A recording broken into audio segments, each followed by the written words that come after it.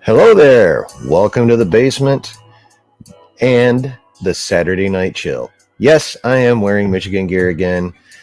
Last week it was because we trounced Ohio State in their own house.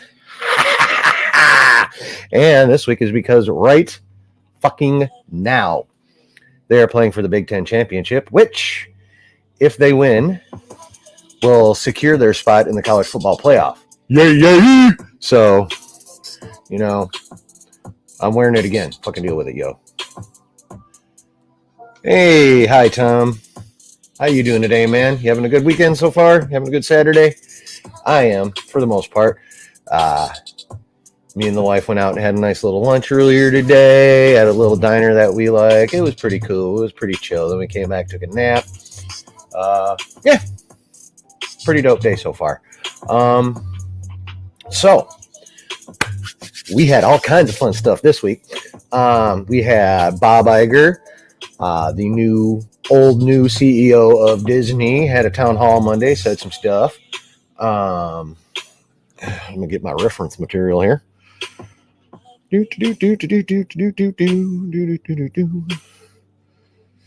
Oh yeah, we got some updated news with the whole Reedy Creek thing down in Florida. You know, with the whole Don't Say Gay bill and all that fun crap.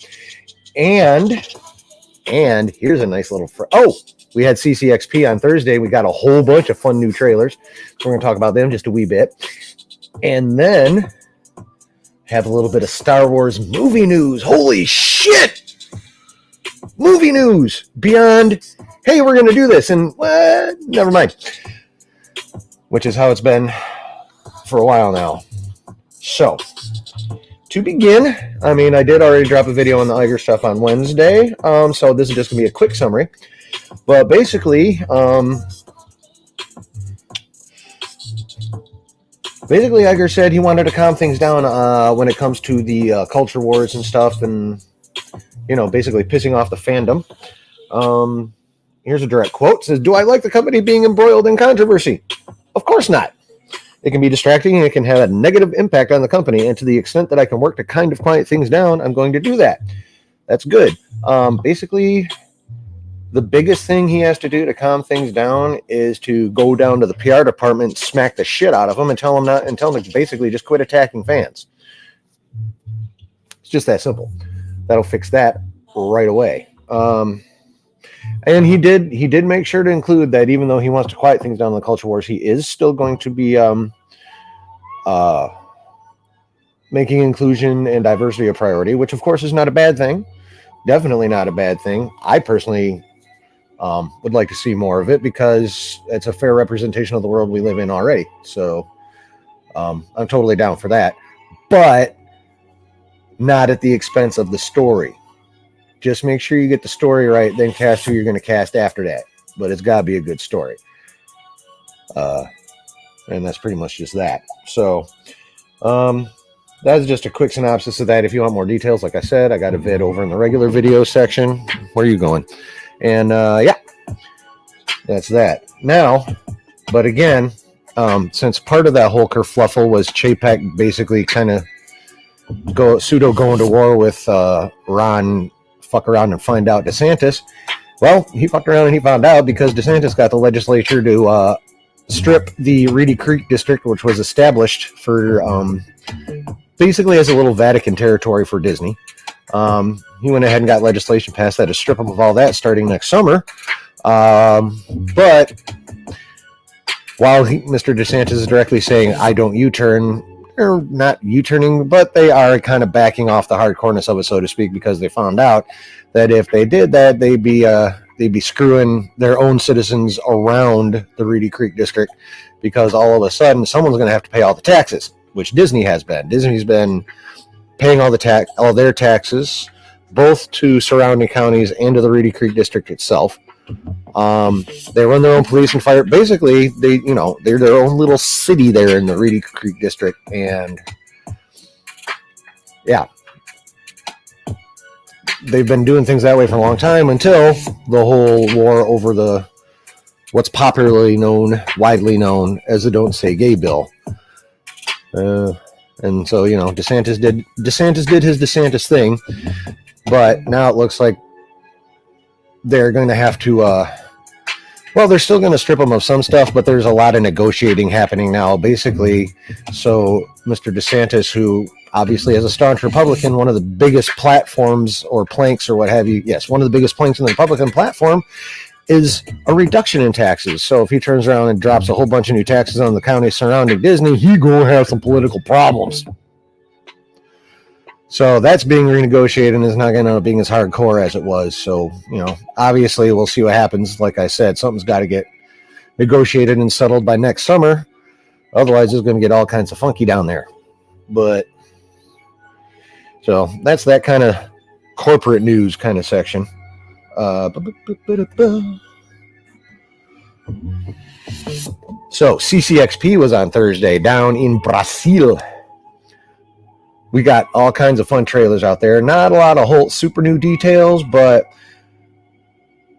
at least not spoken new details. There's a lot of stuff that can be speculated on and inferred from, especially from the Guardians trailer, which was dope. That was a fantastic trailer. Now, I am not, and never have been, and probably never will be, an ultra comic sweaty, so I'm not going to do any kind of trailer breakdown, because I would literally have to have like somebody else's with much more knowledge breaking down going in front of me, and I'd just be repeating it like a fucking parrot. So we're not going to get that. But I will say, well, the only trailer that was released that day was Transformers, and I haven't watched that one yet. But the Guardians trailer was fantastic. It does look like the rumors have been true that we're going to lose at least one person, one of the Guardians in this movie. At least in that one scene where they're all walking together and Drax was carrying someone, it looked like Quill. We don't know if we're actually going to lose him. We do know Bautista doesn't want to do this crap anymore. We also know Zoe Saldana is kind of getting sick of franchises too, so it could be one of those. Rocket's a possibility, although that'd be a bummer considering he just meets his otter girlfriend who's kind of cyborged out like him. Plus my wife loves otters, so that'd really piss her off. So, you know, obviously we will find out next year. We got a lot of big movies coming next year. Quantumania is next year. Guardians is next year. On the Disney Plus side, Secret Invasion is next year. Hopefully that turns out to be Secret Invasion I'm talking about. Hopefully that turns out to be the kind of a return to form for Marvel on the Disney Plus side. Because let's face it, most of the Disney Plus offerings have been mid at best. Obviously, there's exceptions like, you know, Loki. Okay, there's an exception. It's Loki.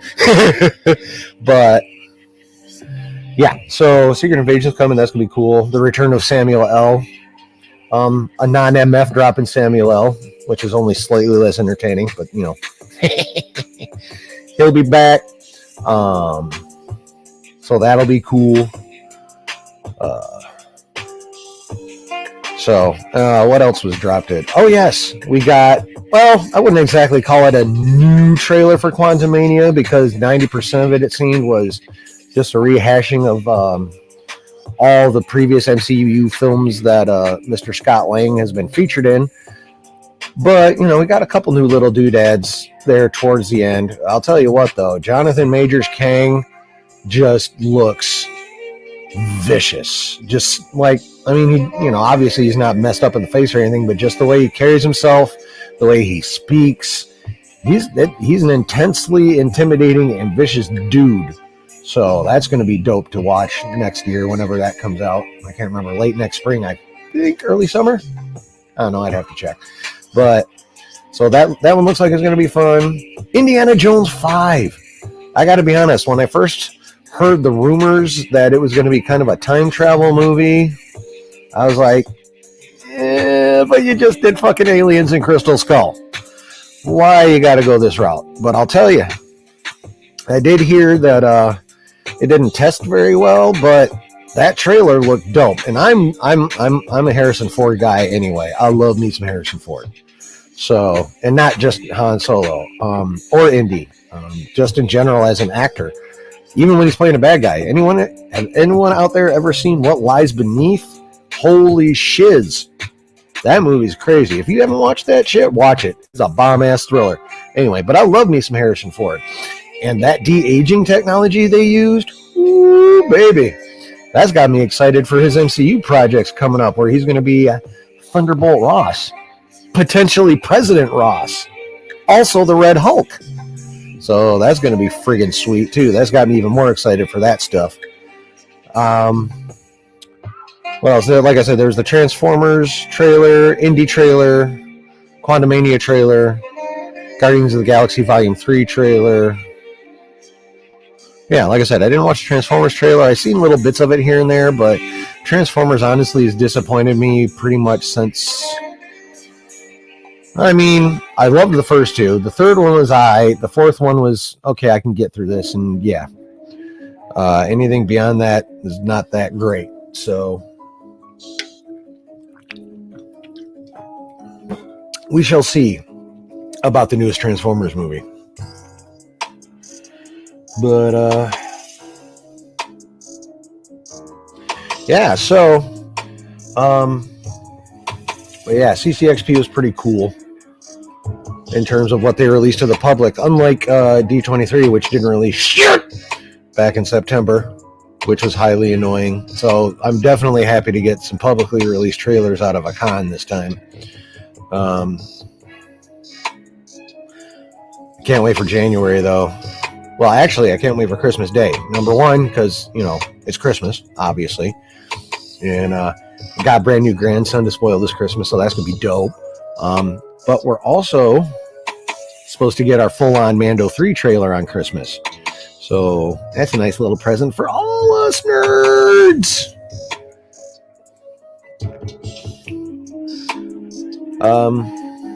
But yeah, so here's a little bit of surprising things that we got going on. I actually found some Star Wars news. Now, mind you, I will say this comes from Giant Freaking Robot, so get your salt shaker and sprinkle a little on your tongue, because they are not always right. They get a little bit ahead of themselves here and there. But according to them, nothing's done yet, but they say in the new Damon Lindelof Star Wars movie, they're in talks with Adam Driver, the Kylo Ren, the Ben Solo. They've got negotiations happening with him, allegedly, according to Giant Freaking Robot. Okay, now, the article does go on to say, Kylo Ren isn't done just yet. Our trusted and proven sources, that might be overstating it a bit, Robot, because you've kind of a couple times, but anyway, our trusted and proven sources are telling us that Adam Driver is in negotiations with Lucasfilm to reprise his role as Darth Vader's grandson in Damon Lindelof's upcoming Star Wars movie. Specifically, Driver would play a Force Ghost version of Kylo Ren, presumably to advise the hero or heroes of the new story. Though we can't say for sure that it's who Adam Driver's... Wow, who the hell typed that? Though we can't say for sure who Adam Driver's Star Wars Ghost will be speaking with, this does track with earlier reports we received that Daisy Ridley was in talks to reprise her role as Rey Skywalker for the film. And of course, she also posted that little photograph of her on the Disney campus on Instagram with, oh, nothing saucy going on here, just visiting. Yeah, whatever, Chiak. The divisive conclusion to the sequel trilogy, 2019's The Rise of Skywalker, finds Kylo, like his grandfather, turning against Emperor Palpatine. Like Anakin, Kylo sacrifices himself, in the latter case to save the mortally wounded Rey. Yep, blah, blah, blah, monkey fuck, yakety schmackety. But yeah, so they go on to yap about a bunch of, historical crap and stuff like that. But the long and short of it is, we may be getting Kylo back, which would be awesome when you consider that he was probably the best character in the best written character in the whole sequel trilogy. It took me a minute to dig him, though. I will be honest. When I was watching Force Awakens in the theater when he first unmasked, I was like, what the hell kind of pretty boy shit is this? But, dude's intense and dude does well. So I am now an Adam Driver fan, and I would be fine with him coming back in some kind of post-Episode 9 deal. if they're going to do stuff with sequel trilogy characters, they need to fix some things. They need to fix some things bad.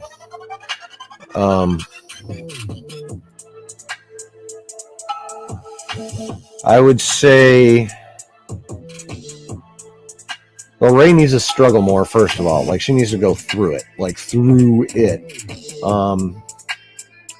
And, I mean, in that case, who better for a Kylo Ren Force Ghost to advise than, the woman that by the end of the trilogy had practically fallen in love with and saved. So, that would be cool. But they do need to... They do need to definitely write things better and actually go in with a plan if they plan on, making any kind of series of movies continuing, i.e. 10 through 12 or what have you. Yes, I would definitely like to see much more emphasis on like Rey's journey in her Jedi training. Where the hell she got the fucking yellow lightsaber would be nice to find out. Just that kind of thing. And just make sure I want them to stick with continuing to move away from Georgia stuff. Bring in all kinds of new characters. They can pretty much do whatever now at this point. Because honestly, the only safe territory they have is after episode 9 at this point. Like even the Acolyte, when that comes out, at least for me, it's not just episodes 1 through 6 in the Clone Wars that are George's. Anything that comes before the prequels also has to tie in and be responsible to the prequels. So, like the Acolyte needs to be responsible to George's stuff when it comes out. Although I will say, that show looks damn sweet on paper. A Sith-led show? Hell yeah. I'm just wondering what exactly they meant when they said the infiltration of the Jedi Order. Because they're like, are they talking about a literal, actual, dark side practitioner going in there Darth Xana style? Like just that good at hiding their nature? Just to spend a little time in there? Are they talking about like using one of the non-force sensitive staff to just in there as a spy, just like a cook or someone that cleans or, what have you. Because there's a bunch of non-force sensitive support staff in the temple.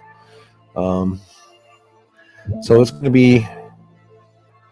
It's going to be fun. Oh, Tom, what you got going on here, buddy? Okay, I'll find out. Oh, there we go.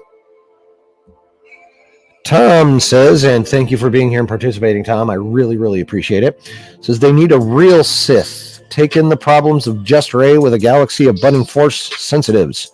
She'll need to recruit and have an academy, need a film of consequences. Yeah, totally. Yes.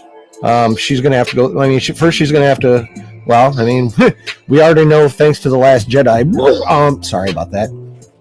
That there are force-sensitive kids out there, because there's that one kid in the stable on that gambling planet. So we know they're out there for her to find, but there's going to be, just like at the end of Return of the Jedi, there's going to be remnants of the First Order floating around out there. It wasn't a mass extinction event there at Exegol, at least not for the entire personnel. Just like we have Moff Gideon running around in Mandalorian, there's going to be some Joker with First Order ideas with his group running around kicking up dust.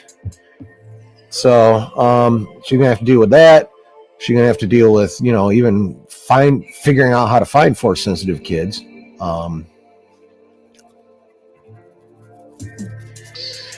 Yeah, it's gonna be fun, and it would be nice, like you said, a real Sith. Although the Sith at the end of Rise of Skywalker, that was kind of almost a Sith extinction event, because they took out Palpatine and all his Sith acolytes. Unless of course being Palpatine, he's probably got someone in reserve on another planet somewhere just waiting. Hell, who knows? He's probably even got another clone lab. Although, much as I love Ian McDiarmid, I really only want to see him at this point during content set during the original 6, you know, or better yet, post Revenge of the Sith when he's all scarred up, you know, just as a hologram or making a quick appearance in a Senate scene or something. Don't need any more of them after Return. I mean, when I first heard that was coming out in Rise of Skywalker, I was like, yeah, because I'm a Palpatine simp. I love base and Palps. But, you know, obviously the way they did it, I was sitting in the theater, the way they did it was a little funky. But, you know, I let my nostalgia, basically, originally, I know this is a little bit off the subject, but that's how I roll. Originally, like, even when I saw the sequel trilogy in theaters, each movie I walked out like, I enjoyed them all, but each of them I walked out with a little bit of a feeling kind of like, yeah, and then, but I didn't know why. I only figured it out later after listening to people much more knowledgeable than myself, i.e. Josh Den of Nerds and Star Wars Theory. I only figured that out, what's going on with that after that. But that being said, I'm sure they can find a non-ridiculous way to have a badass Sith in anything that happens after 9. I mean, there's still Sith temples out there. Korriban is still out there. Obviously, Exegol still exists. It just the First Order got smacked there.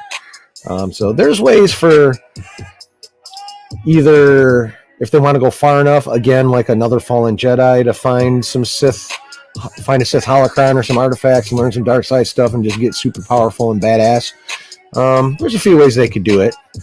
But it'll be interesting to see. All I hope is that Lindelof writes it well and actually has a cohesive plan, not just for that movie, but like if the plan is to do yet another trilogy, they need to keep him for the whole trilogy, number 1, so it can stay truly cohesive. That's the biggest thing. Have a plan. Because you didn't have a plan for the sequels, and that's 80% of the reason that like the fan base is like this, because you didn't have a plan, therefore they came out fucked up. Tom, what do you got? Better story to infiltrate the Jedi, but it's more likely Coruscant. Yeah, I can totally see that, talking about the Acolyte. I mean, I really hope that's a good show. There's rumors, pseudo quotes and stuff abound that say Leslie Headland is a bit of a Star Wars sweaty, and she actually wants to take care of George Lucas's story. I really, really, really hope that's true, because we've heard that before, and then we got Kenobi. So, yeah, that would be awesome. What you got here now? Tom again. They need a Sith equivalent of Rey, awakening, powerful, untrained. Yeah, self-trained actually is kind of how I would go. Not necessarily untrained, but self-trained. Because, they'd have to be self-trained. But yeah, self-trained for sure. There's no way they'd have any kind of Sith master at this point unless they got really lucky, and that'd be kind of weak story writing. So, yeah, like I said, I kind of like the idea of them, obviously knowing of the First Order, knowing who Kylo Ren was, and, figuring out they have abilities and that they were a fan of and they were a First Order fan. Jesus, English. Yeah, I do this all the time. I'm good at this stuff. I talk good. Yeah. Anyway, yeah, dude, that, or anybody, a person, a being, hell, it could be, an alien Sith would be dope too.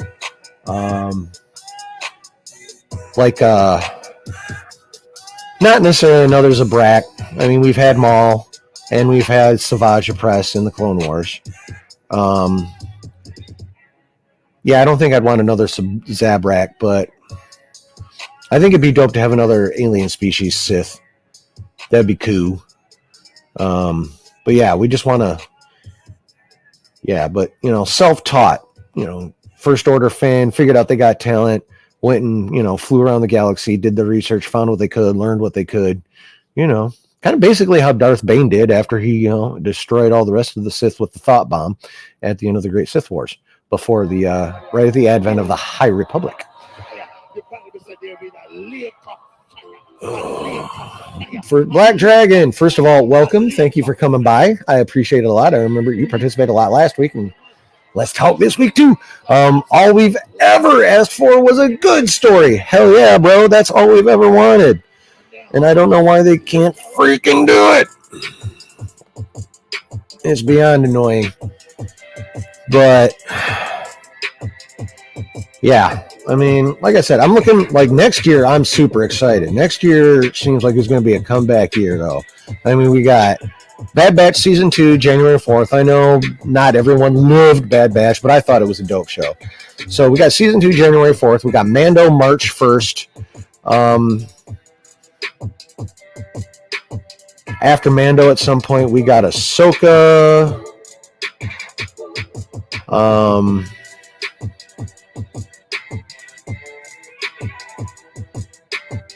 Acolytes 2024. Oh, supposedly Skeleton Crew with Jude Law is supposed to come out late next year, but I'm starting to think that might not be till 24 because we haven't seen Jack Dooley's squad on that. Black Dragon says, because they're not Star Wars fans. I mean, yeah, Joby Harold was not a big Star Wars guy. Tony Gilroy flat said he didn't like Star Wars and had to consult Wikipedia when they brought him in to rescue Andor, or not Andor, but Rogue One. So, yeah. There's reasons that the writing has been kind of wrong. They've been hiring the wrong people.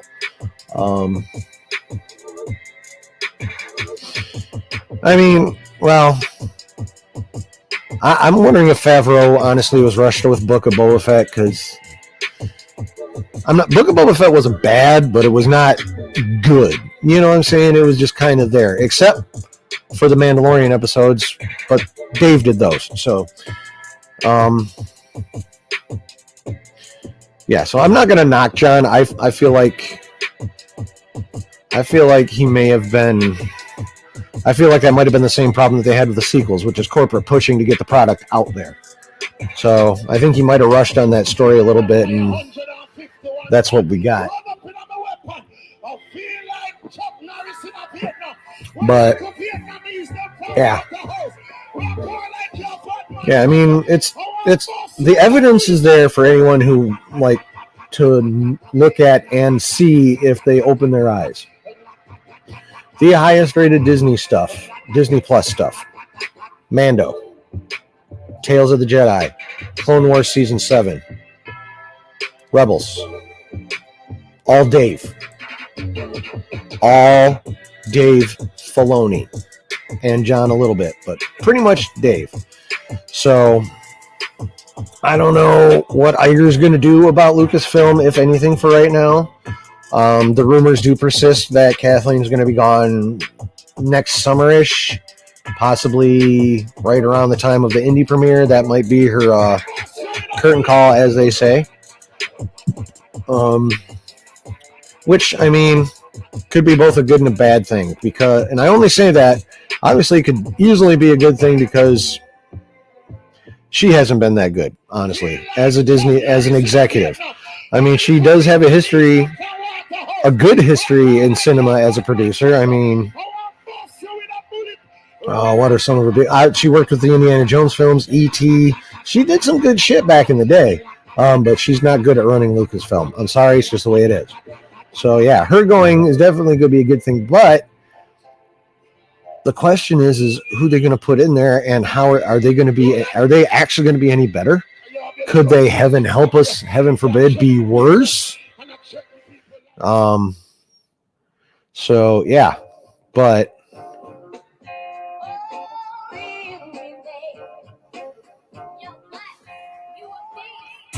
Black Dragon got a little something to say again, which is cool. What you got there, sir?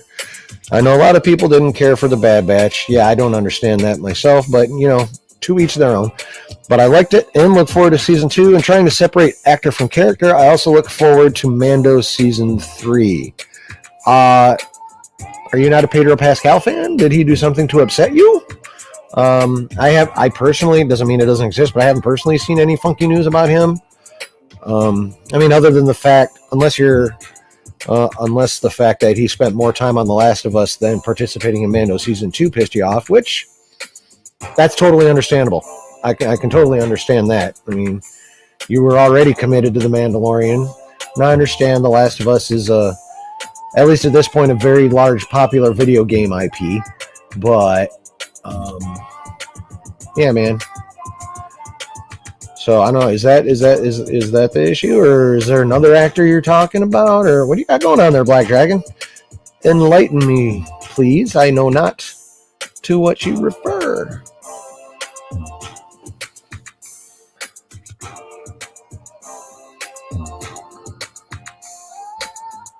Aside from him calling half of America Nazis, I missed that one. I'm gonna have to look that one up. Yeah, that's a bit of an overstatement for sure. He may have been, yeah. I mean, I can see if he was like attempting to smash on white supremacy, which I have zero problems with. I will smash on white supremacy all fucking day. They're assholes and fuck them. Go back to the dark web where you belong. In your little hidey holes in your log cabins out in the fucking hills. Get your ass back there. But yeah, half of America is way, way, way of an overstatement. Yeah, that's not a good look, and he should not have done that. If he, yeah, not good, Pedro, bad Pedro. Well, I would say that if you do enjoy Pedro's acting, you should check out Narcos, because he's the fucking bomb on Narcos.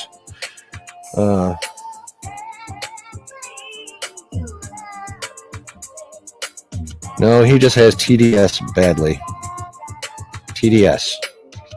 I'm behind on jargon at all times. TDS. If you said FIM for foot and mouth, I would know what that is. TDS. I'm not sure what TDS is. Tourette's? No. But yeah, that's not a statement you make by any stretch, because it's not accurate. Half of Americans are not Nazis. A very small percentage of Americans are Nazis. Very small. And like I said.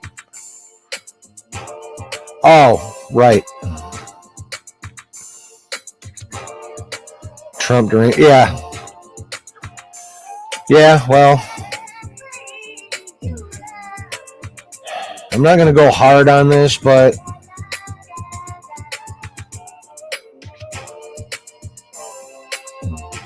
let's just say I find Mr. Trump fairly triggering as well. I'll just leave it. Let's just leave that there. I'll just put it that way.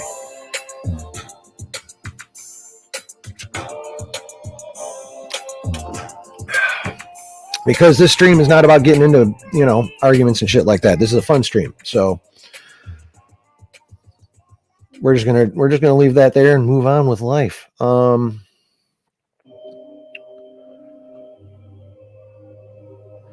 So, but yeah, Mando season 3 is gonna be dope. How about Ahsoka though?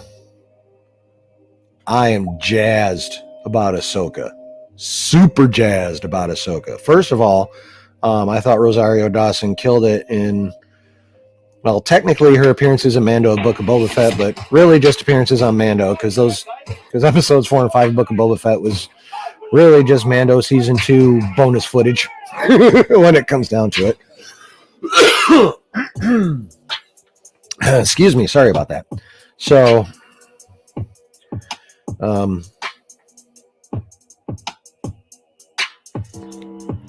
yeah, I think Ahsoka's going to be dope.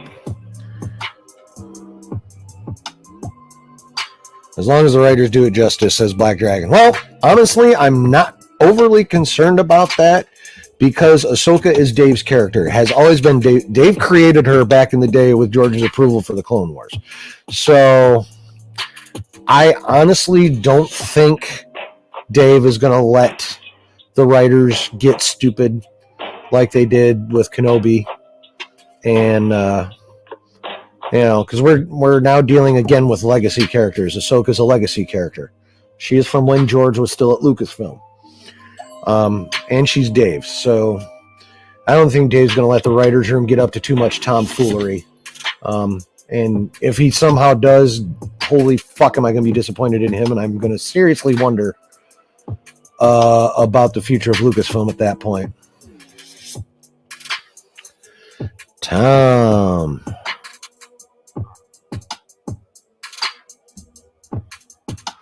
says Ahsoka will be Filoni taking a deep dive in the Force. Looking forward to it more than Mando 3. Yeah, I do agree with that. I think that's going to be dope.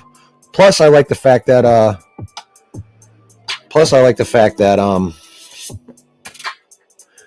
it's being billed as kind of like a samurai story, kind of like a Ronin thing.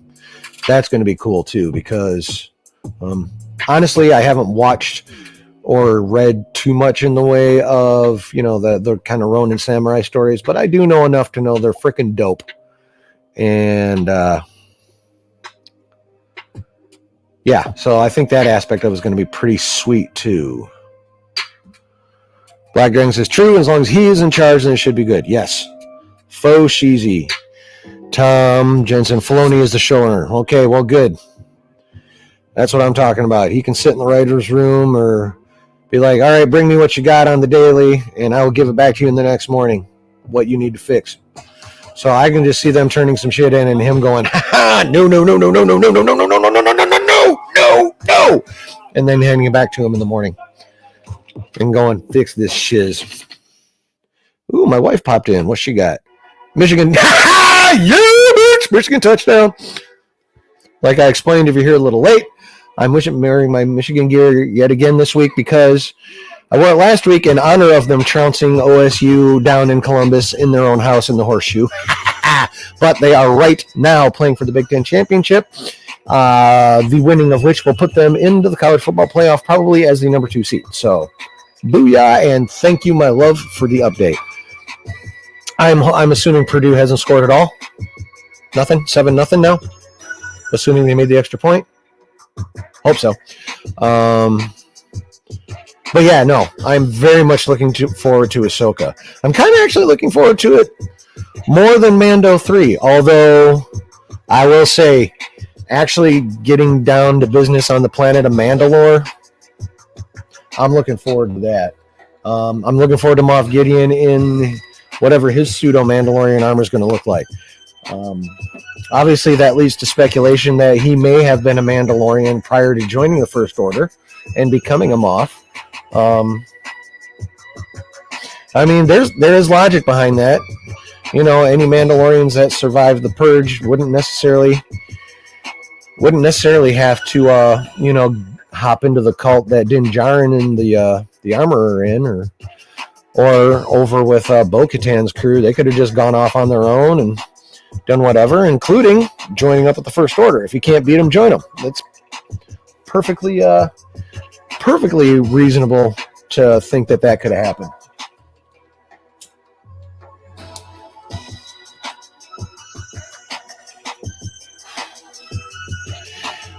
Yeah, perfectly reasonable to think that could have happened. And it's not, I wouldn't even call that weak writing. It's because it's feasible. Black Dragon, yes, 7-0. My wife, 7-0. All right. Good on you, boys. Do that shit. So, yeah, I think that's going back to Mandalore and seeing the wreckage, what the Empire did to it. It's going to be cool.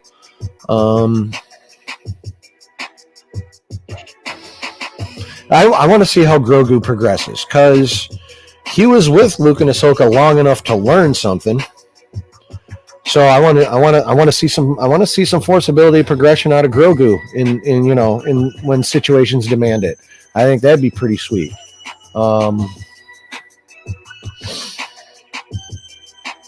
I definitely want to see what Bo-Katan is going to get up to, because from what I understand, she's actually going to be playing the role of the antagonist for most of the show. Because at least for the beginning part, as we saw at the end of season 2, Mr. Moff Gideon is in the hands of the New Republic. So if they don't at least start off with him in jail, they done fucked that up already. I'm just going to say that right now.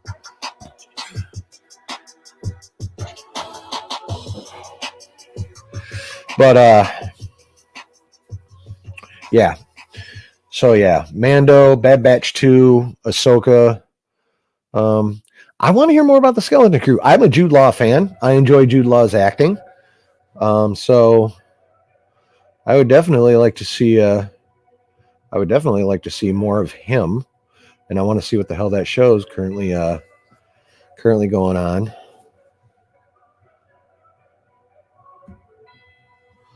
Purdue currently has the ball, 1st and 10 on Purdue 8. So they're on their own end of the field, so they got 92 yards to go. That's beautiful. Thank you for that, Mr. Black Dragon. I appreciate that, or Ms., whoever you are, Black Dragon person. I forget. I think you said hidden last week, so I do a lot of blinkers, so forgive me if I miss some details now and then. And you know what blinkers are if you've ever watched anything by the Den of Nerds. But yeah, the Disney Plus Lucasfilm slate next year definitely has the potential to turn things around. Faux show. And I really hope it does, because frankly, I'm quite sick of complaining, honestly. Like, I want to be able to rejoice when I watch my Star Wars shit like I used to. All the time. Not just when certain select thing comes out, like Mandalorian or Tales of the Jedi. And really, honestly, the most annoying thing about it is, honestly, the state of the fandom, which is something else I want to talk about tonight. This fandom, and I'm not sure if is obviously a reflection of the nation as a whole, and its political and sociological divides. How do you guys see it? Like,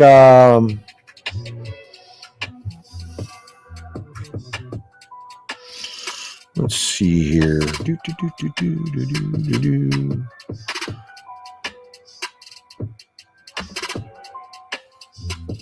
Okay. So what do you? I thought I could do a poll on here, but if I could, if I can, I done forgot how. So maybe I'll have to learn that for next time. So let's do it this way.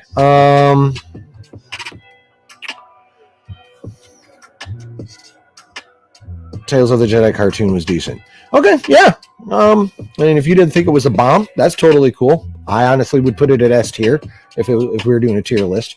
But to each their own. Where do you guys see the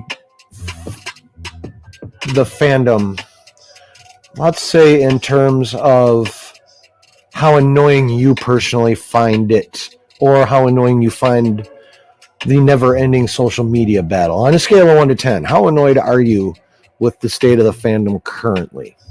Go ahead and throw that into the chat. 1 to 10. How annoying, and it's not just how annoying is the segment of the fandom you dislike or don't agree with per se, just how annoying do you find the overall battle at this time, no matter what side you're on.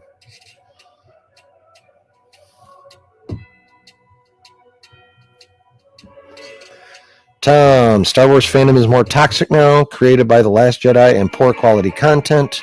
Scripts take time. They rushed everything. Fandom is 7 out of 10 annoying.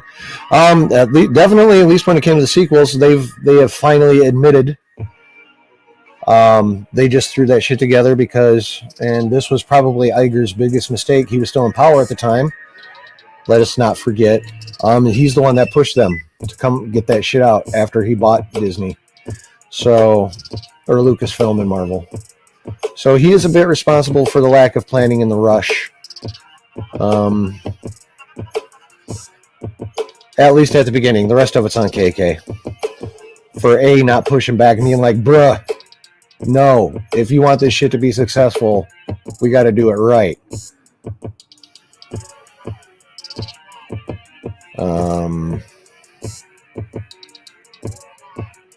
So yeah, scripts definitely take time. Black Dragon. I find the quote-unquote battle stupid, and it's only coming from one side. Nah.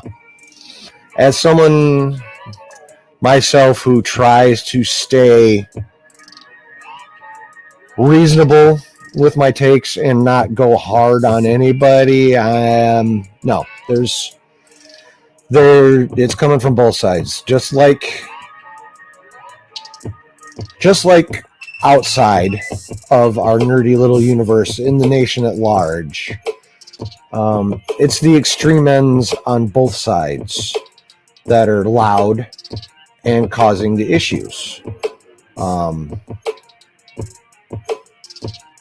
Yeah, because you've got your big super Disney is the all-time evil hater channels out there. I'm not going to call out names. We all know who they are. And then on the other side, you've got your ultra ridiculously positive channels that just, if there's a Star Wars name on it, like for them, if you put a Star Wars sticker on a turd, they'd eat it. And that's also stupid. So, yeah, no, it's definitely both sides. For sure. But it's the extreme ends of both sides. So, I mean, that's your perspective, Black Dragon, and, you're good on that. I'm just going to have to disagree, and that's why I disagree. That's just how I see it.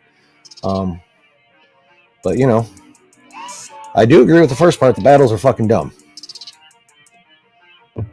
They are definitely fucking dumb. You didn't give me a number, though, man. How about a number?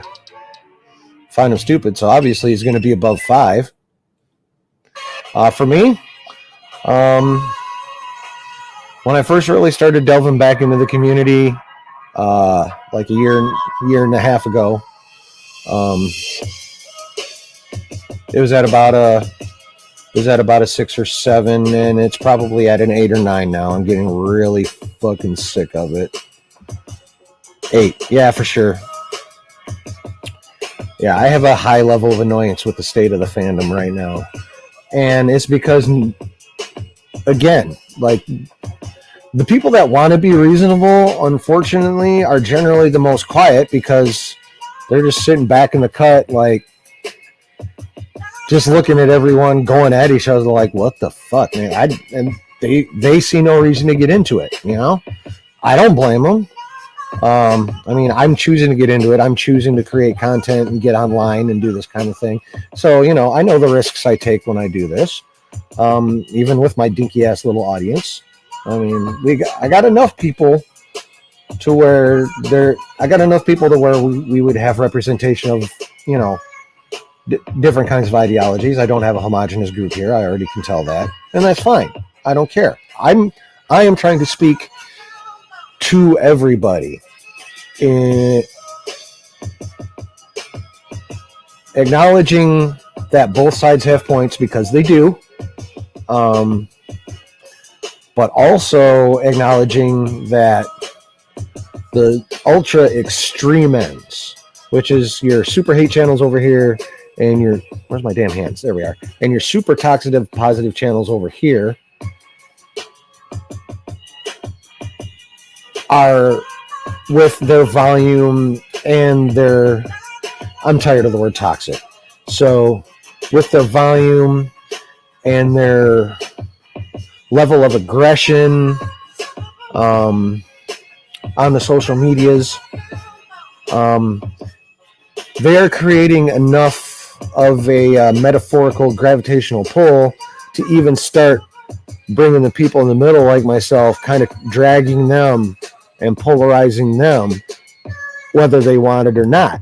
And that, to me, is a huge problem. So, at least for me, while those who are trying to be reasonable, and I understand them wanting to stay out of the fray because the fray is redonk, I think more of us actually need to get out there and speak up and basically look around and be like, look, is Star Wars perfect? No. Is it a complete 100% dumpster fire? No, not yet. Not quite, but no. So people, I think overall, just need to realize that flaws are always going to exist in any kind of content. major flaws are avoidable. And if someone commits a major flaw, they should be shredded for it. But just on the whole, you're not going to have perfect content. You can have great content. You can have good content. You can have mid content. You can have poopy content. But even the great content will never be, sorry about that, perfect content. So the ultra positives need to realize that. And the ultra negatives don't want to accept the fact that Lucasfilm actually can and has previously to now even put out quality content. Mando, The Last Jedi, or not The Last Jedi, jeez, Tales of the Jedi. Tales of the Jedi, Mando. Let's see, Tom Jensen. Extremists aren't into listening. That is kind of what makes them extremists. What's needed is intellectual honesty, listening, and rationality. Yeah, totally. Black Dragon. Not that one. That one. If you want to find quote-unquote flaws, then you're going to find them. True. That is very true. That nitpicking. Okay. Let's get into this one. The bricks and screws thing. There is a level of nitpicking, even by Star Wars purists, that could stop, and that is a good example of wanting to find flaws. Yes. Yeah, I had Tom Jensen thumbs up. Exactly. But yeah, if you want, Black Dragon's right. If you want to find flaws, you're going to find them. Anyone can nitpick the shit out of anything.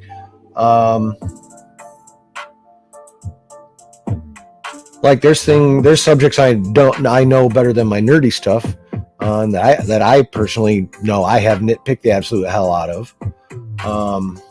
Like take Josh from Den of Nerds. He went to film school, so he's going to nitpick the snot out of stuff the rest of us probably wouldn't even see. So I think the main thing that the fandom needs to do is, well, the one end of the fandom needs to not nitpick so damn much. Trying to find every little imperfection and then going ham on it is going to achieve nothing. And for the other end, not admitting that there are any flaws at all, is just as inane as only pointing out the flaws. It's just as ridiculous. Black Dragon, bad news, 7-7. Well, I didn't expect him to. It's a championship game. I didn't expect a blowout. At least, maybe not till later, like what we did to Ohio State. That was a damn close game until like almost the end of the third quarter into the fourth quarter. So, we'll see. It could go like that. I'm a Toretto kind of guy when it comes to winning. It doesn't matter if it's by an inch or a mile. Winning's winning. So Dom had the right of it in that case.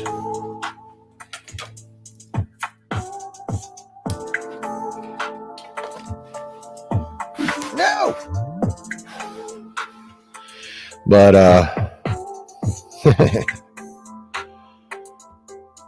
it is still the first quarter. Okay, yeah.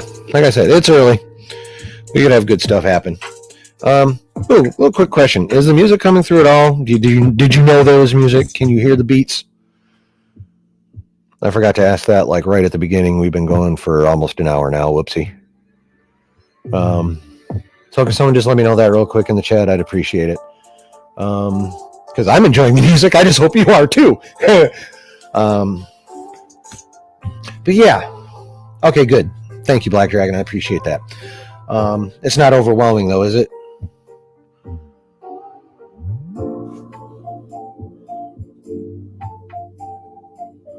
Tom, criticism needs to stay at 1,000 feet. Stay anchored to what matters. Don't go for the minutia. Comes across as show-offy. Can hear the music like it. Okay. Black Dragon says it's not too loud. All right, good. Yay. I'm happy about that. Thanks, guys. Yeah, criticism needs to stay 1,000 feet. Stay anchored to what matters. Yeah. I mean, yeah. And for me, I don't worry about like ideological concepts in content because I've seen. I mean, I will freely admit, progressive concepts are much more widely used in today's content than conservative concepts. That is a fact; it cannot be argued. I personally don't give a shit what ideology is put into content as long as it's organic. I want the writing to be good. I want the acting to be good. I want the production value to be good. Obviously, I need to lean back. Writing, producing, directing, acting, casting. Those are the big five.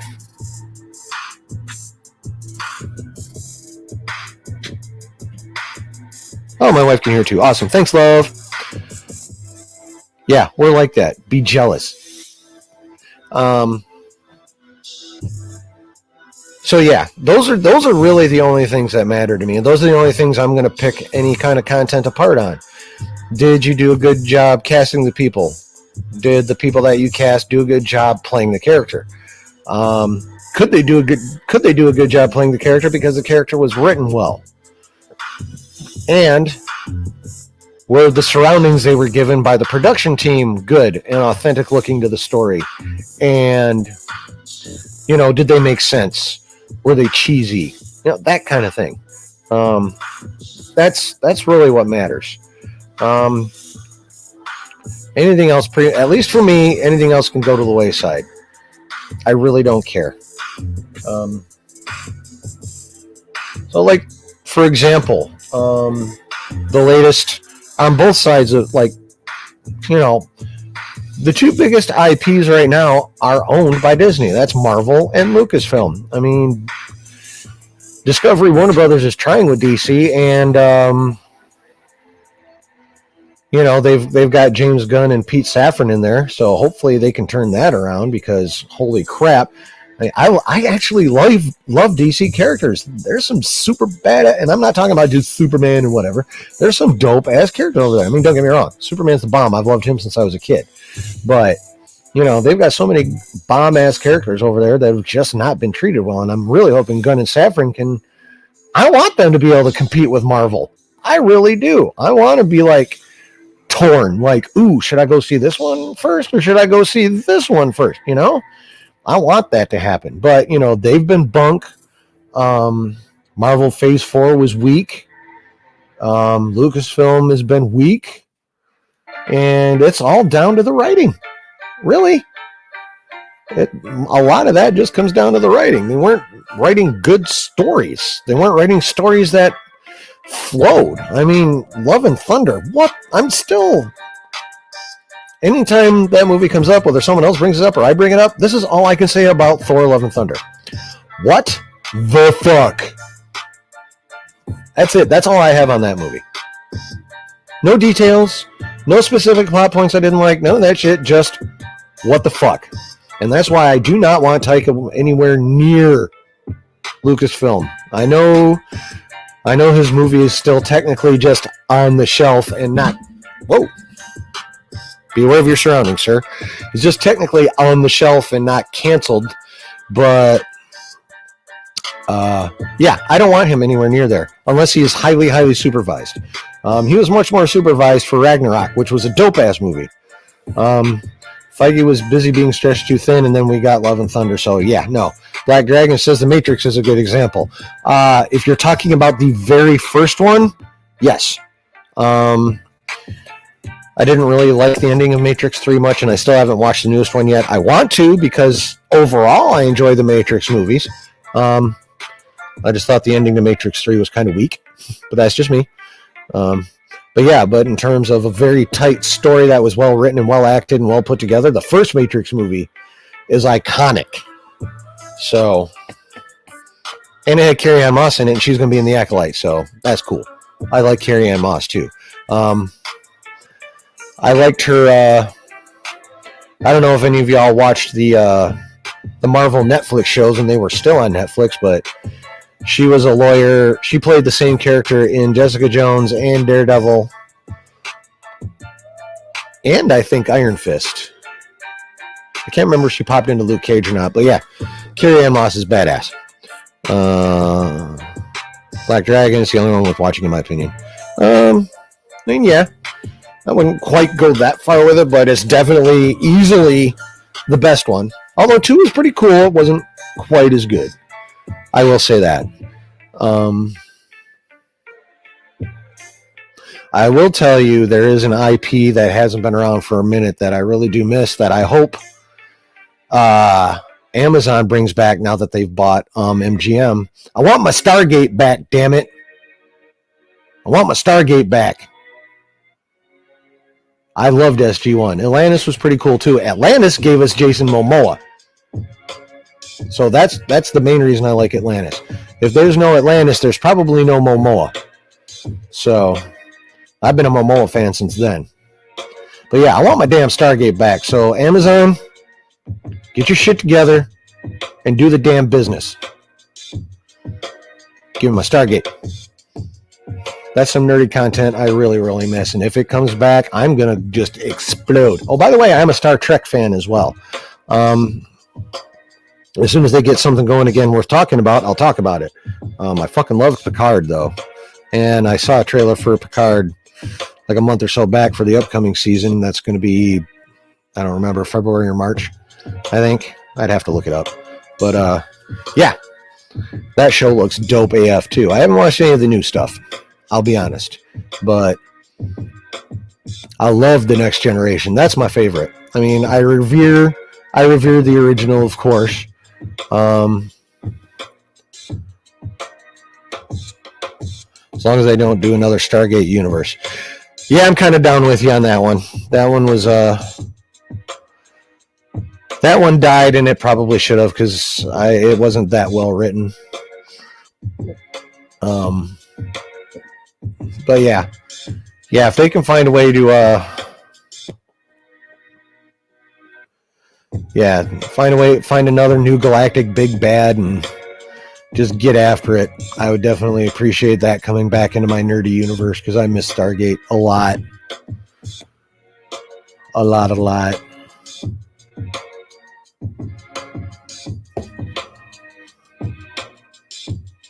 Oops, there's my mouse.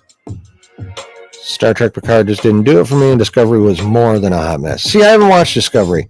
The only thing I can say about Discovery is the actress that plays the captain. I enjoyed, what's her damn name? Starts with an S. All I'll say is I enjoyed her very much when she was on The Walking, Sonia Martin Green or some shit like that. Tinny? I can't remember. Anyway, I did enjoy her very much as an actress on The Walking Dead. So, at least that little bit is minorly appealing to me, but honestly, I haven't watched even a second of Discovery. I may have happened across a commercial or a trailer once or twice, but literally that's about it. I'm sorry Picard didn't do it for you. I thought it was dope as fuck. But yeah, I mean, again, everyone's... See, here's the thing that we all need to remember. All of us... I'm sitting back for this shiz. All of us come from different backgrounds and different perspectives, and 1 second. Sonequa Martin Green. Yes. Thank you, Black Dragon. Sonequa Martin Green. Yeah, I enjoyed her very much on The Walking Dead. Okay. But yeah, any member of any fandom or group, we all came up differently. We're all unique. We may have come up, there are groups of us that maybe came up in similar circumstances. Like my wife and I, even though we grew up in 2 different cities, we came up in very similar circumstances. She was raised Catholic. I was raised non-denominational Protestant. Funnily enough, both our dads are named Bill. He was a deacon. My dad was her dad was a deacon. Mine was a pastor. But, we still don't have identical perspectives. Because even though her dad was a deacon in the Catholic Church, he's a fairly progressive guy. And my dad, not so much. So, even though we had similar upbringings, we still come at stuff from Well, not so much anymore because I've gotten more, I suppose, more progressive / tolerant / whatever as I've gotten older and been exposed to more things than just my little corner of northern Genesee County. But, there's some things we still come at from completely different sides, and that's okay. And I think that's a big thing that the fandom forgets is that, like people like myself who are old enough to have not watched the sequel trilogies, or not sequel, but the original trilogy, like on broadcast TV 10 years after it came out. Like, I was born in 75. Obviously, I will say I never got to see any of them in the theaters, but I did see Empire and Return of the Jedi fairly soon after they hit like HBO, because I had friends and cousins with HBO, so I got to see them on that. So, those were my kid movies. And then the prequels came out. And I hated fucking Jar Jar Binks. I still don't like Jar Jar. I'm sorry. I will never, ever be able to deal with Jar Jar Binks. Ever. Now, I would never go after the actor that played him the way he got gone after, to the point where he almost committed suicide. But yeah, we all come at it from different perspectives. Like, I come at Star Wars from the perspective of a dude who's been around almost since the very beginning. And they're people. I'm 47. Obviously, obviously I'm going to come at even the prequels from a different spot, and definitely the sequels from a different spot. Black Dragon, I saw Star Wars in theaters back in 77. I was 10. Dude, how dope was that? That's one of the few things I wish I was actually older for. For the most part, I'm not enjoying aging at all. My knees and my joints suck ass. But, I mean, that had to have been a dope experience. The closest I can come to that is seeing the prequels and the prequels in the theater. My love, as long as you know I'm right in the end. Right, babe. I love you too. So very much. That's great. You're the best, babe. Yeah, but that had to have been an awesome experience. I mean, I've talked to people who got to see that stuff in the theater, and it was very formative for them. But yeah, so, people of mine and Black Dragon's age we're going to come at Star Wars from a certain way. People in the next generation that were kids when the prequels came out, which is your Joshes and your Theories, and for them, the prequels was their grow-up Star Wars. They had to go back and watch the OT. So, they're going to come at that from a different perspective. And then, of course, those who were, our kids, my generation would be my generation's kids. Actually, no, it'd be the generation after mine's kids who would have seen the sequel trilogies in the theater, and that been their first Star Wars. So obviously they're going to feel the need to defend it. And us old farts and middle farts, which is what I'm calling the people who are kids for the prequels, we need to remember that sometimes, because I think we forget and we just want to slam them and being like, and some people are tempted to not call them real Star Wars fans and stuff, but we have to remember they have to go back and experience, after they've seen the sequels for themselves, what we already knew had happened, So Tom Jensen is participating. Thank you, Tom. Excuse me. Saw all the films in the theater. First release. I'm 62. Dude, so jealous. Lots of lines, but worth it. The group vibe was great. Were there that many big lines for the first one in 77? I can understand why lines would be dead nuts for, for Empire and Jedi, or Return of the Jedi. There's two with Jedi in them now.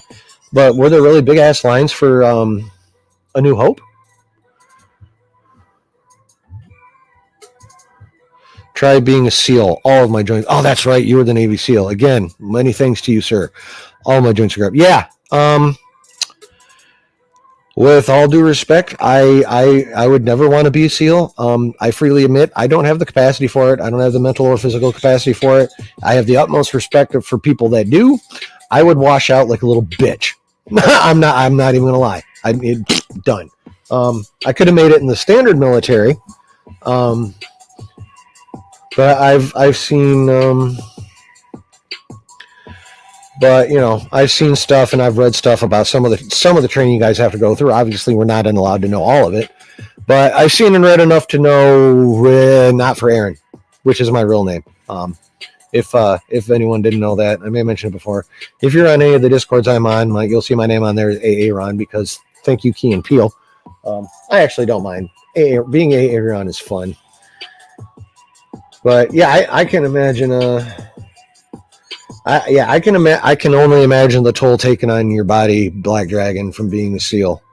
I honestly believe it's easily equivalent to, NFL player damage. SEAL training is probably pretty fucking violent. I would imagine, just like being on a football field is violent. Star Wars lines 2 weeks in were long. Okay, so only 2 weeks in, and everyone was going nuts for A New Hope. Dope.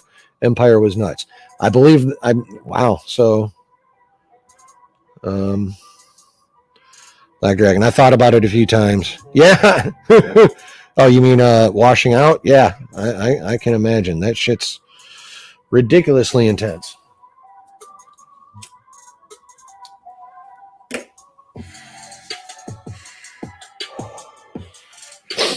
And okay, so I'm a nicotine addict. I don't know how YouTube feels about on-screen smoking, so that's the leaning. I'm feeding the beast, so to speak. So, but yeah, I mean, again, Black Dragon, we call it ringing out. Is that because the training program just did with them, or what's that? No, but yeah, either way, I mean, failure. So,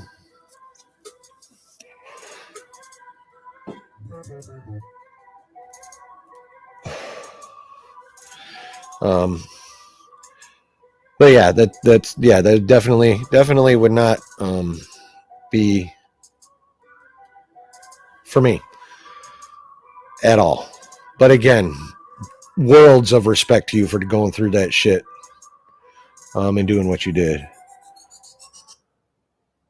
To quit, you ring a bell in the courtyard. Oh, they make you do it publicly, walk of shame style. I mean, yeah, that makes sense. Military ain't designed to be easy. It's not designed to it's not designed to be nurturing per se. So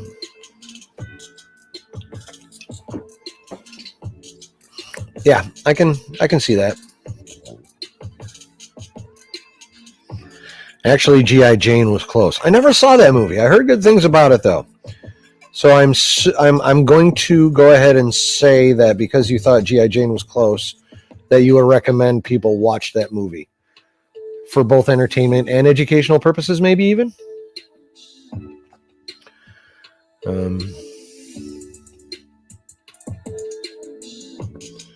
But yeah, we need to remember that. Well, I mean, even Ben said it in Return of the Jedi. It's all, the truth is the truth from a certain point of view sometimes. So I think, if I think that's something we as Star Wars fans, if we want to be real Star Wars fans, we need to remember that little statement and, take it to heart and remember that when we talk about Star Wars and what we like and what we don't like, it needs to be at worst a slightly vigorous debate, I would say. I think a vigorous debate is probably as far as any discussions really on anything should go. Doesn't matter if it's about Star Wars, Marvel,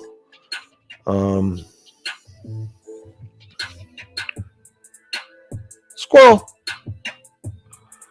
Yes, more entertainment than education, but it was the closest I've seen in the entertainment industry. Well, that's cool.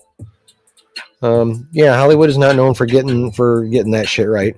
Of course, they're not allowed to know everything you guys know for sure, but sometimes they don't even try with what they've got. So, but yeah, I think taking Ben's words to heart when we're talking about anything, not just Star Wars, should be considered deeply, especially when you start getting a little fired up when you're talking about stuff you're passionate about, which if you're a fan of something or you believe in something a lot, you're passionate about it, you're gonna get fired up when the subject comes up. And and there's nothing wrong with that. It's what you do with being fired up that counts. It's how you channel being fired up. Being fired up can be channeled in an appropriate way. I mean, I'm not going to lie, I have problems with that myself. When I get fired up, I just want to go. I'm not going to lie. I just want to I want to go. I don't, I'm not talking about necessarily throwing hands or anything, but,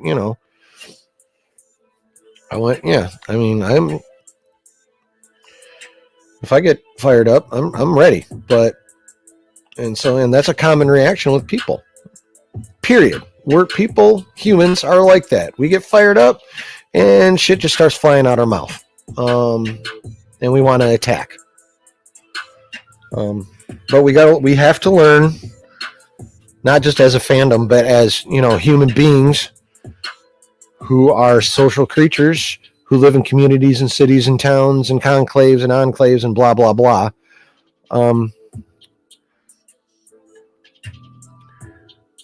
We got to remember that,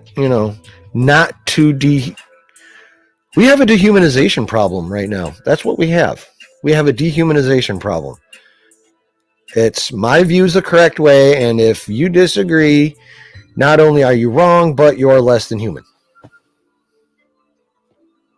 You're a piece of shit. Fuck off. There's way too much of that. We are dehumanizing people that we disagree with way too much. And that, I think, is the biggest part that needs to change. Not just in the fandom, but everywhere.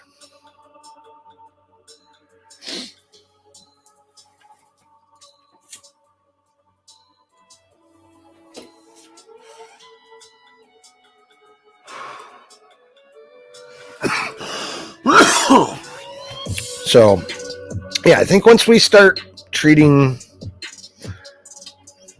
everything, not everything, but treating the people we talk to and interact with, even disagree with, as a fellow human rather than as an enemy to be attacked and subjugated and converted, and as less than ourselves because they don't think the way we think. Until we stop that, shit's just going to keep going crazy. Training is in a pre-training, then a 3-stage process. The first stage is designed to weed out the weak. Stages 2 and 3 are slightly easier. Okay. All right, so, okay.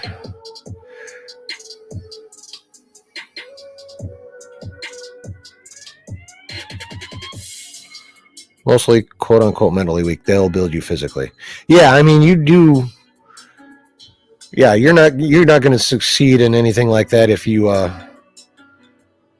not mentally prepared for that kind of stuff at all. That's just the way it is.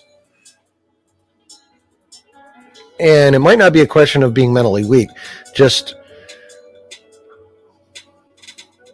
ill-prepared or just literally, not genetically designed for that. We're not all designed like that, There's a reason why, like, for me, example, I'm relatively book smart, but I'm not very wise or streetwise or, I'm not an outside of the box thinker. I'm a very linear thinker, and that has caused me some problems. Still does occasionally. So I mean, that's the way my mind works, and it's not suitable for, a lot of things.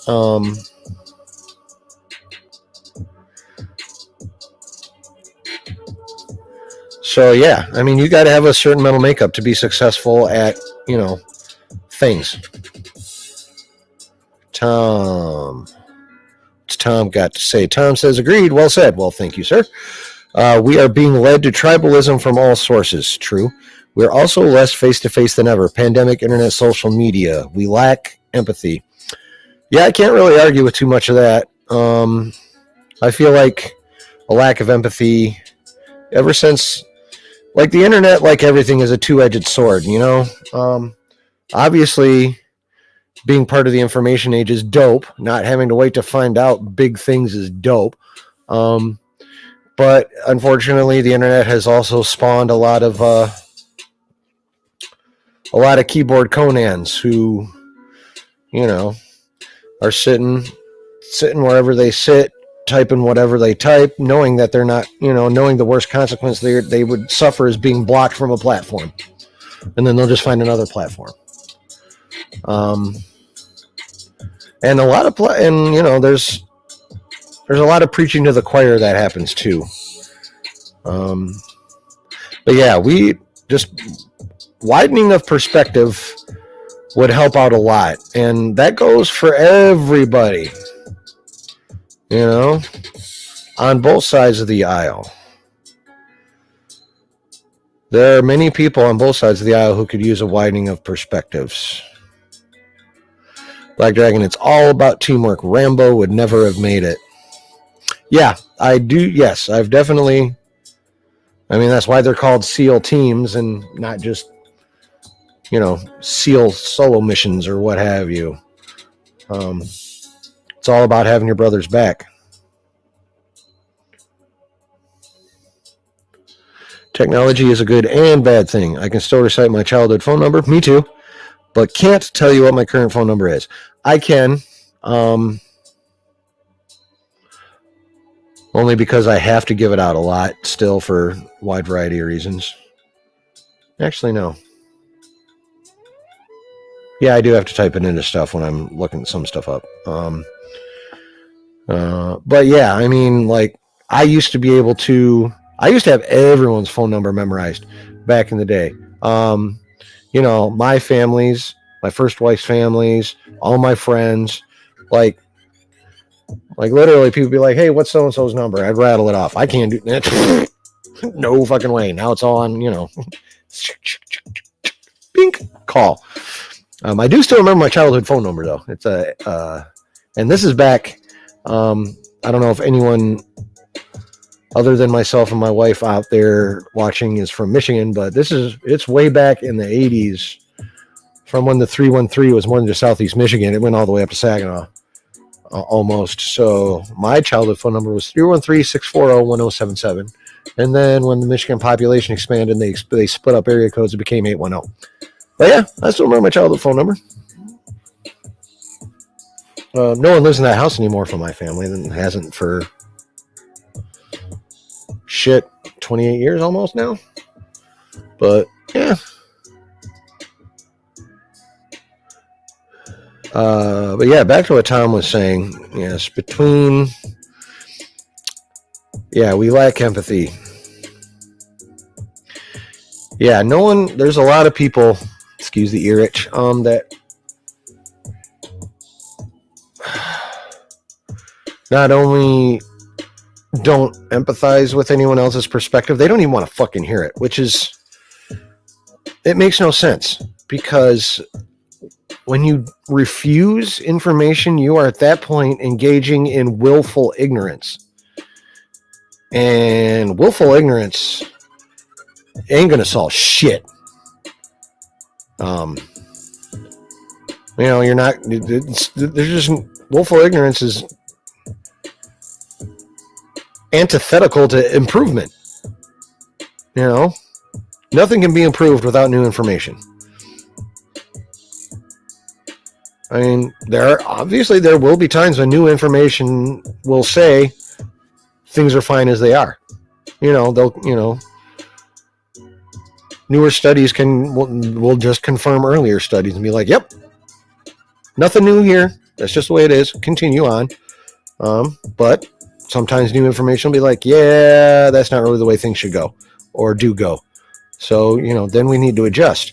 And if you're not willing to accept new information, stagnation is what you get.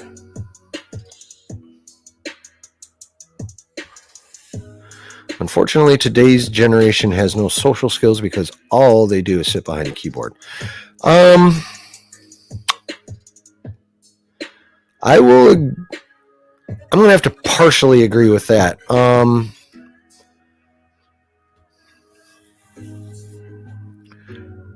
The new generation, Gen Z, the youngest adults that we have out there right now, while they are very much technophiles, at least with the ones I have personal experience of, not just within my family, but out and about,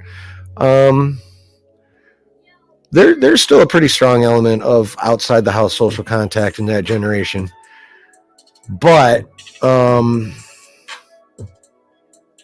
they are definitely never without their phone. Of course, neither am I at this point.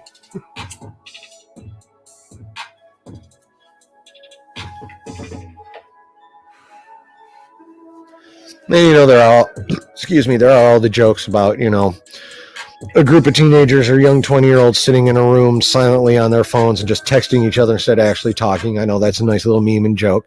But memes and jokes occur like legends and other things of a similar nature because things like that, or at least things similar to that, do happen. But I'm not going to go ahead and, I try to avoid the broad brush statements because just because something's true of a majority, or even not a majority, but like a significant percentage is true of, in a group, a lot of people will tend to paint the entire group with a brush that really only applies to that percentage. So I try not to do that. So I will say that a chunk of today's generation is like what you just said, but not all of them. Fair enough. Thank you. I agree. But yeah, there's a lot of things that have become social norms that have gone bad.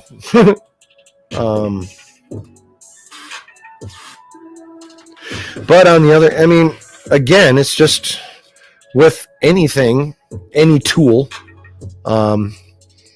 it's really what it comes down to is how you use it. And then that goes back to widening your perspective. Even, something as simple as a shovel. What do you use a shovel for? You use it to dig. You use it as a farm implement, You can also take a shovel and smack someone in the head with it and kill them. The shovel itself isn't bad. It's the person wielding the shovel.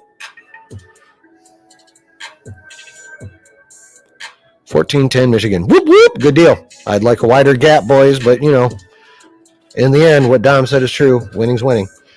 The hell was I saying? Help me out, chat. What the fuck was I talking about?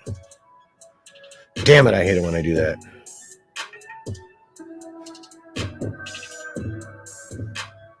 Where was I? Oh, yes. Anything can be used for good or evil. Which, is a bit of a Captain Obvious statement, but on the other hand, I think it does get forgotten. So yeah, it's all about the wielder, and the current wielders out there, or a chunk, I should say, of the current wielders out there are not wielding wisely at all. They're wielding in a highly aggressive manner, and pretty much with just the intention of shutting down the people they consider to be their ops. Um,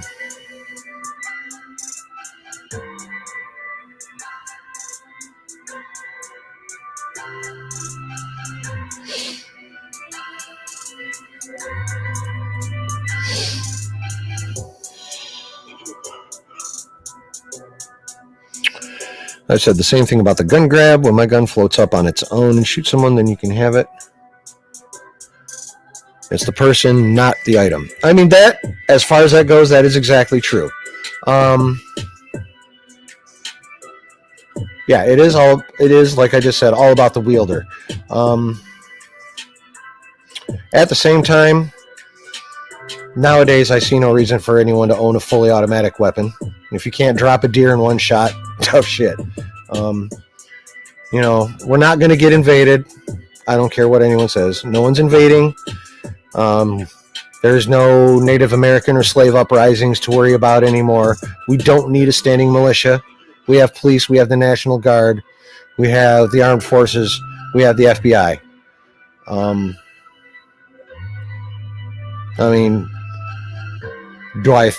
I am definitely pro gun ownership. I have no problem with people owning guns.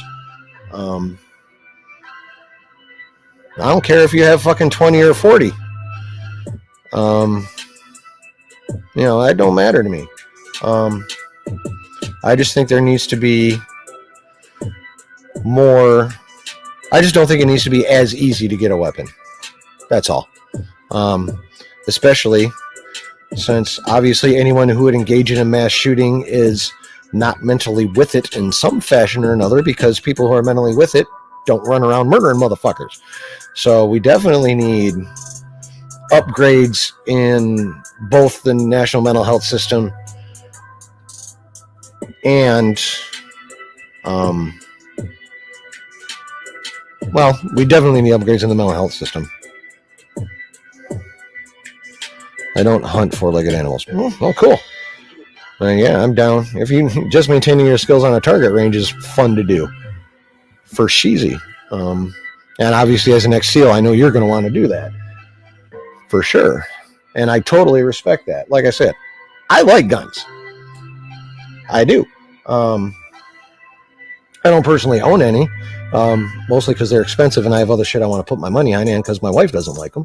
And I love my wife and respect her, so... but, I'm never ever going to knock anyone who loves the guns. I just think a combination of improvements in the mental health system and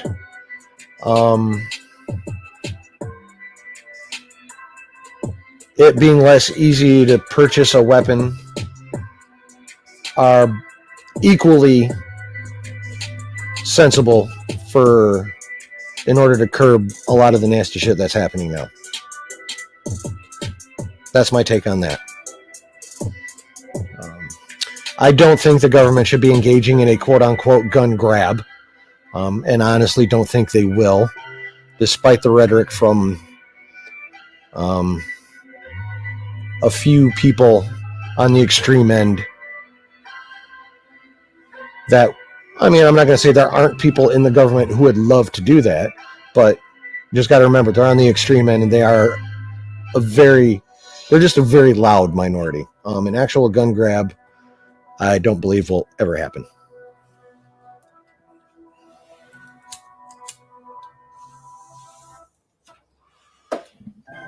Like I'm what you would call probably, well, no. Yeah, I guess kind of overall a left-leaning moderate. There are some things that I go right back to the right on. But, so like I said, I grew up a lot more conservative than I am now. But yeah, I'm definitely a moderate.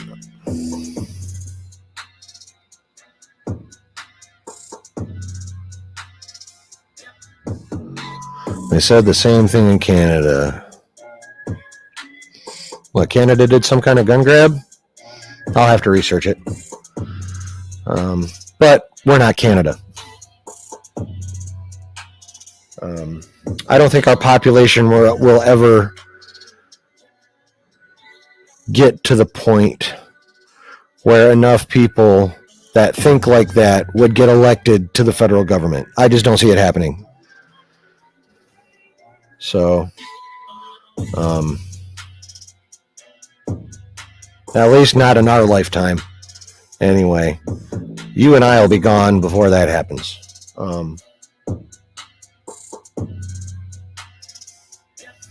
Black Dragon. But yeah. But yeah, no, I'm not for a gun grab at all. What's out there is out there.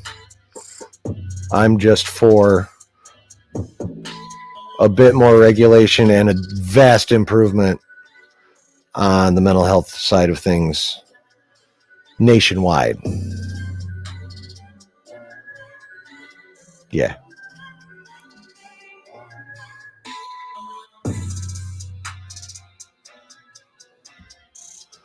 Nothing will be done on guns unless we break into 3 countries. 3.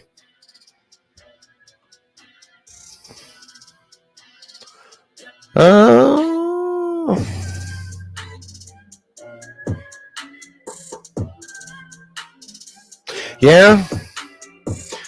First I'm like, no, only 2, but yeah, I guess because the way the Midwest is, you'd have to have kind of a West Coast, like a middle/South, or a Midwest/South, and then, yeah.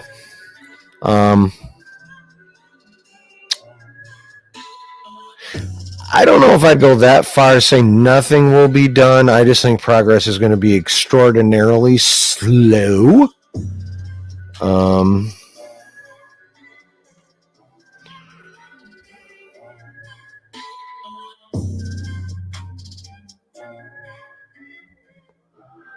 Don't forget the zombie apocalypse. Sorry. Yes, I'm just making fun. Okay. I mean, yeah. I mean, and I mean, let's be real. If there ever is an apocalyptic situation that is not biblical, which will result in the complete end of the planet, yeah, there's a lot of things going to change. There's a lot of people going to have to adjust the way they see things. But again, that's an extraordinarily extreme circumstance.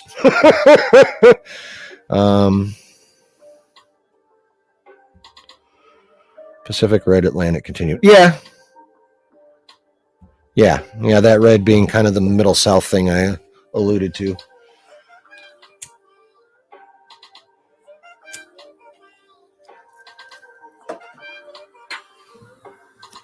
I mean, that's obvious from any electoral map.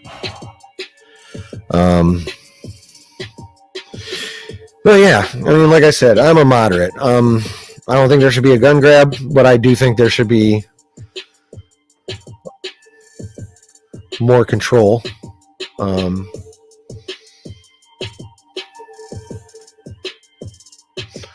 Again, definitely the way mental health is treated in I think the way mental health is treated in this country is we're still way behind. It's still abysmal. And I know this because I didn't treat my mental health for shit for ever until recently, and I'm suffering the consequences of it pretty much on a daily basis. So I can definitely say that we definitely need a massive nationwide movement towards just awareness and movement towards good mental health nationwide, period. Obviously there's people already doing it, but there's a lot of people not, for a wide variety of reasons. And I honestly think a lot of our social problems could be, they'll never be eliminated because, let's face it, people are people. Someone's always going to hate somebody for some fucking reason. It's just never going to go away. I do think with a greater attention to personal mental health, that kind of social issues can be reduced, because if you're in a better spot mentally, it'll be a lot easier for you to empathize and it'll be a lot easier to be willing to take in new information if you're not already, if you're not already tweaked the fuck out. So what you say makes sense, therefore it'll never happen. I mean, true that. As a massive cynic, I will fully agree with that one. Trust me, I know I won't be taken for the rapture, right? Black Dragon says 100 to Tom's statement. Yep. Yeah. Unfortunately, you are probably right. We're engaging in a bit of rose-colored. Shit. Okay, I'm going to beg your indulgence for a couple seconds. I dropped something. Please bear with me.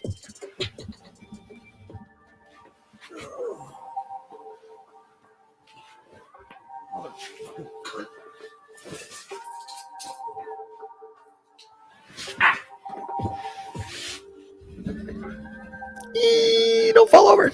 Okay.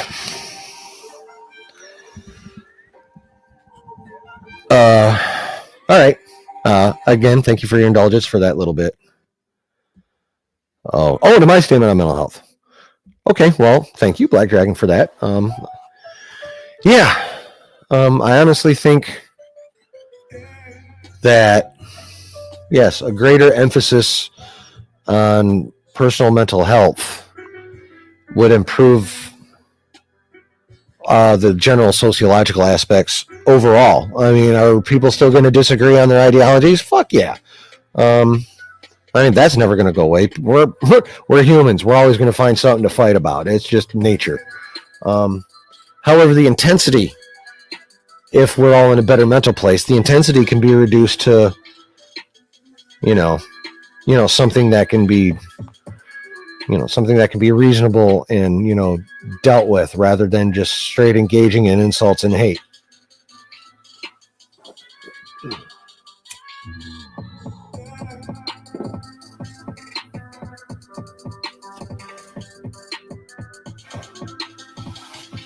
So, I mean, yeah. I mean, that's something I'd love to see. Of course, even for me, like I said, I ignored my shit for over 30 years. And, trust me, the hard drive has its limits. And when you go over that limit, it fritzes out and sparks out in a most spectacular fashion, and it sucks. It sucks hard.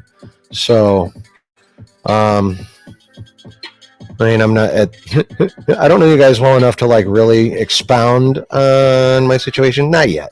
Although there may be a Saturday when I just have to, and then I will be regaling everyone with all my shit, and you'll all probably log the fuck off. But, at least for now, that's not going to happen. But I will say, just in general, it's not fun. It's exhausting.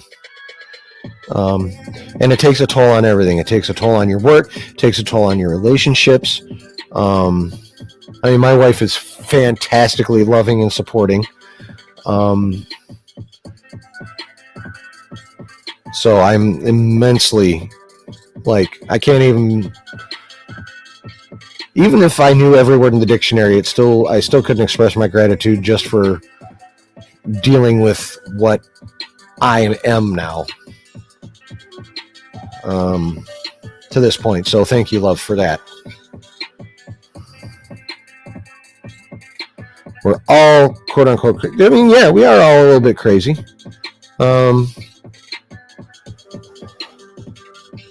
Honestly, when it comes down to it, I think we're all a little bit everything. We're all a little crazy. We're all a little sane.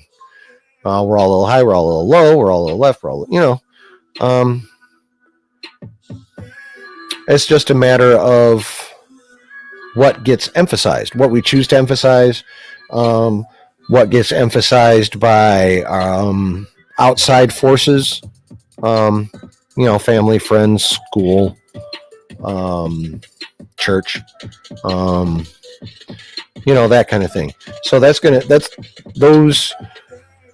those forces will end up determining how we emphasize what, which parts of our personality and thought process we're going to emphasize. But I think we all have a little bit of everything in us, honestly.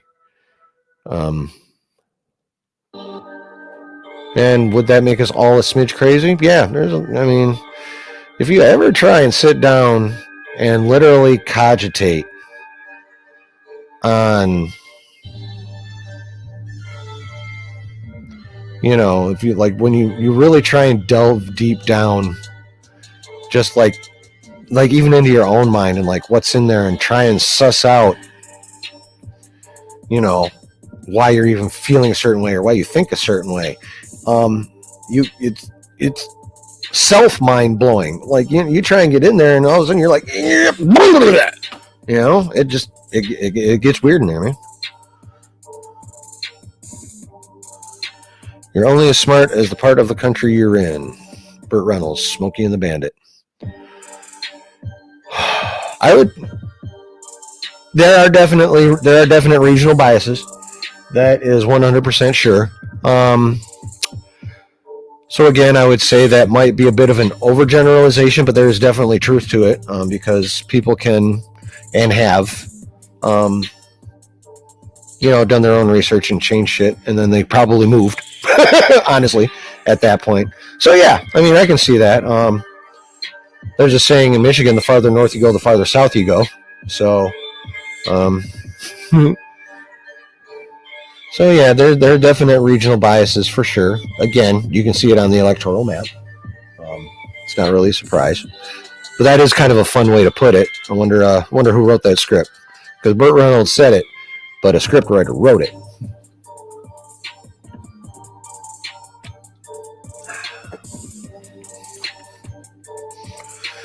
Well, yeah, to a point that is true. But yeah, so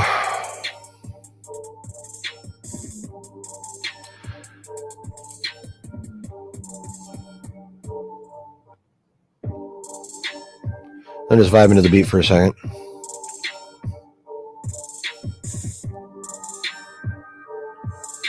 It's dope.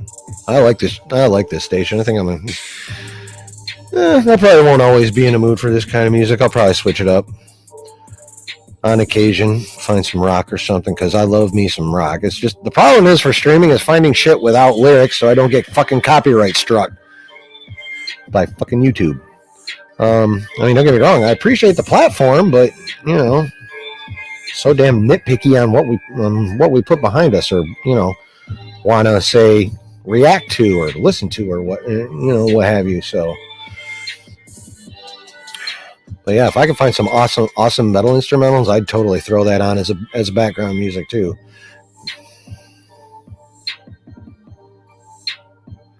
(14-13) Michigan, 57 seconds to halftime. Dope.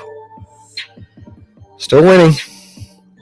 They're letting them stay in it, but they're still winning. So yay.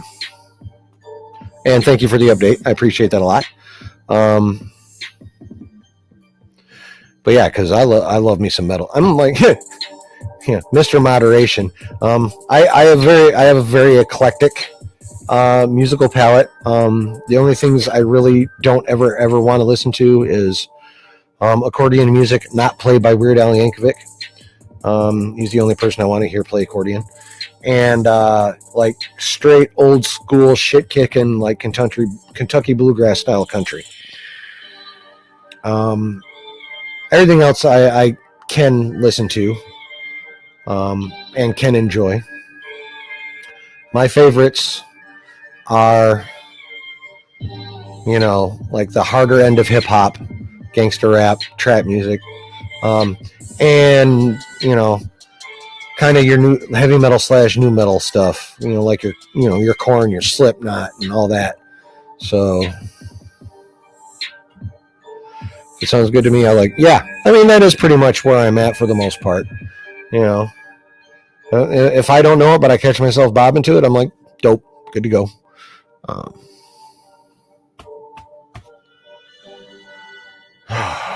But yeah, so hopefully over time, and hopefully if people will actually start to push this narrative, like the moderate narrative,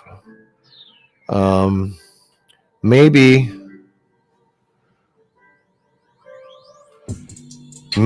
not. Maybe at least for a start, fandoms could start calming down, and maybe that could spread out to the rest of society. And obviously, that's a super ideological, rose-colored, kind of thing to hope for, and probably not realistic. But I'm not going to say it's impossible. It's just going to require, it's going to require a lot of fucking effort. Not just on the part of people who want to see that happen, but it's going to require a lot of effort on the people. It's going to require a lot of effort on the people that we're trying to reach to actually, listen. So it's good for that to happen. It's going to be a lot of work, a lot of work, but it is possible. My music collection consists of greatest hits and movie soundtracks.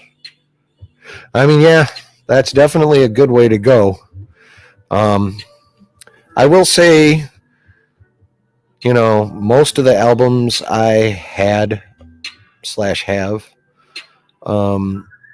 I always find one or two other like really true gems on them that weren't released or that wouldn't necessarily make a greatest hits album because they weren't a hit on the radio or whatever.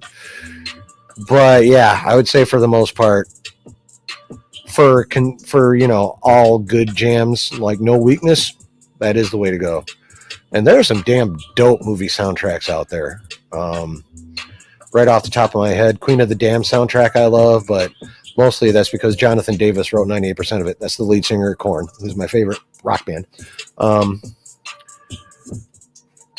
favorite used to be Metallica, but they got a little experimental, and then Korn came in and took over. And I still love my Metallica. I still love James and the Boys. I will always love James and the Boys. I need to see them live one more time before they finally quit. But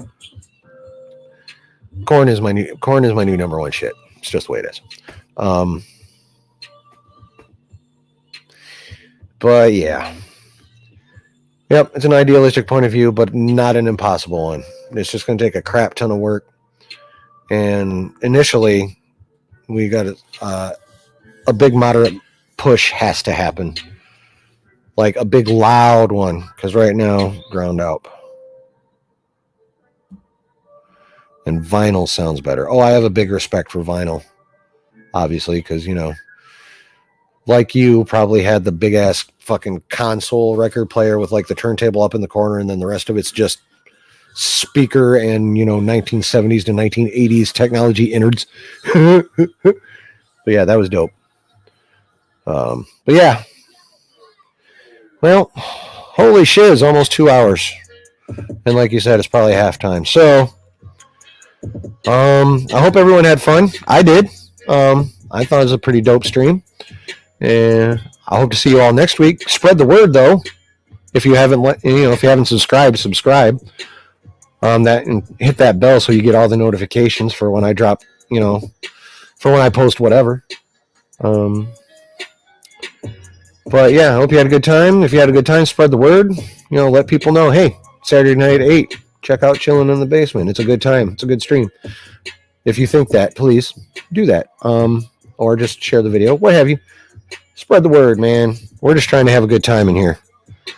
Anyway, so at almost 2 hours, my throat hurts. Got good conversation. Enjoyed it. Take care. You too, man. Have a good night, Tom. And whatever you choose to do for the remainder. Be safe and have fun. But yeah, so like I said, spread the word if you had a good time. Drop a like on the stream. Share it out or just tell people. And yeah, I'm gonna get out of here. Go watch the second half of this shiz. Hang out with my wife, and that'll be that. And so everyone have a good night. And like I always say, there's good times to be had when you're chilling in the basement.